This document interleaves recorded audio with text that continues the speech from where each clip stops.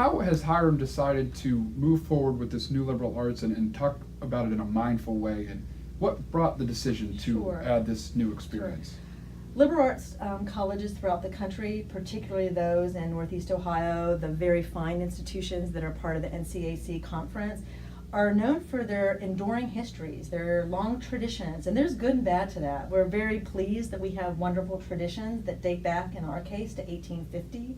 But like any living organization or organism, you have to change with the times. So the great thing about the new liberal arts is we are being very mindful.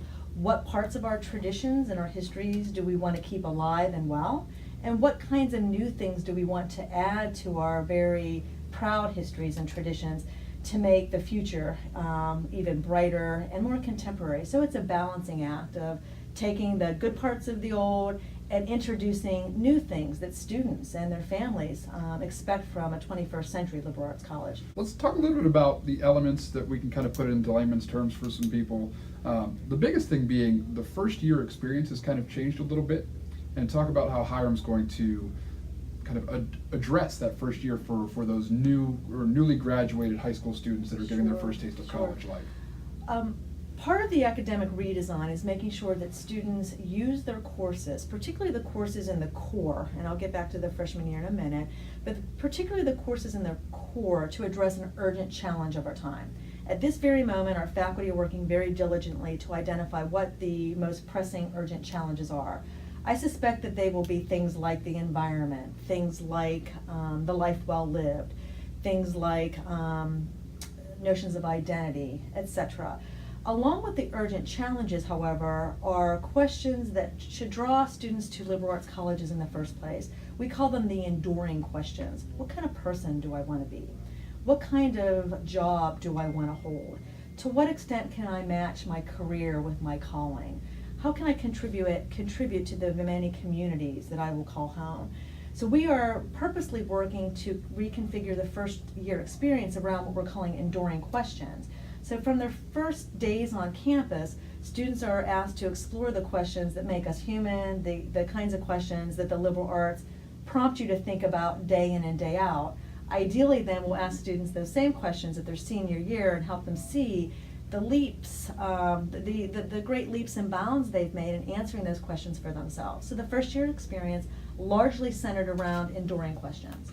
So as students move on and they start to figure out what their major they want it to be and everything like that, we have a lot of liberal arts institutions. You have to take what they call common core classes. Correct. We've seen that we've sort of shaped that a little bit, turned it into the coherent core. Can you talk a little bit about what that is? So anyone who's listening to this video, if you haven't been at a college yet, you will soon find out that your majors only constitute between a third and a half of all of your classes that you take. At all colleges, the classes that fall outside the majors fall into two groups: the core curriculum, sometimes called the general education, and the electives. Unfortunately, many students see the core curriculum, I would like to think at other colleges, not necessarily at Hiram, as the things they got to get through, the boxes they have to check, the distributed requirements that their faculty say, hey, you need one social science, one fine arts, one natural science, one visual art program. And at Hiram, rather than say you need one of each of these, check the box, we will soon be requiring students to pick that urgent challenge that I just talked about, and then to choose courses outside their major that helps them address that urgent challenge. And not only to talk about that urgent challenge, but to come up with their classmates and their faculty with ways that they could mitigate that urgent challenge. So a real way to make the core coherent by using the urgent challenges as a thread that ties their core classes together. We've now talked about the coherent core and kind of the majors and talking about the integrated major. Right. When speaking with you on Monday and hearing kind of what you had to say, there was a couple of words that stood out, and that was we want to have integrated education and interdisciplinary education. Right. Can you talk about those two words and kind of what they'll mean to Hiram's education moving forward? As part of the new liberal arts, all of our majors and minors will be clustered into 5 different schools. And the schools will bring those two phenomena to the forefront: interdisciplinary learning and integrative learning.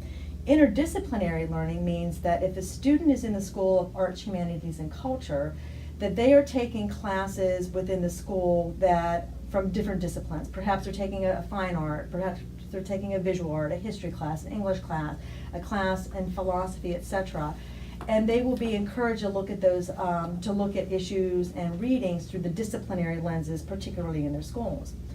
Integrative learning doesn't necessarily bring disciplines to the table, but different experiences, observations, insights, etc. So an integrative experience might mean that you bring the perspectives of all the students to the table, not just the faculty perspectives.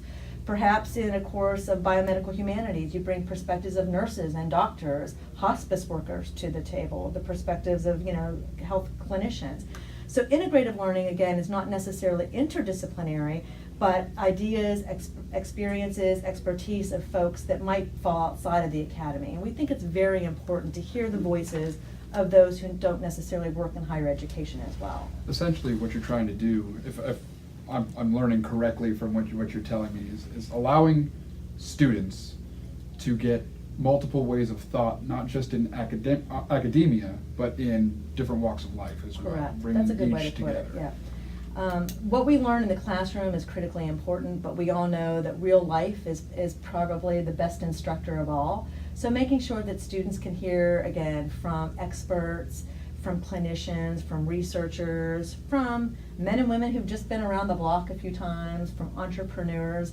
What did they learn as part of their own professional and personal journey is a really important piece of the new liberal arts. Yeah, and I like why you said that, because that's going to lead us into our last piece of Okay. this, and that's the real world, high impact experiential Right. learning that we have Right. adding to this program. So talk a little about Right. what you hope for those sections Right. of that part of it. Another part of the new liberal arts is to guarantee that every single student will indeed complete a high impact experiential activity. So what does that mean? High impact, as the name suggests, is active, it's not passive, and experiential, it has the word experience in it, means that it's outside the classroom. So the kinds of things that students will be required to do at Hiram are either an internship, a service learning project, a guided research project, or a study away trip or a study abroad trip. And it's not just the experience alone that is part of the new liberal arts.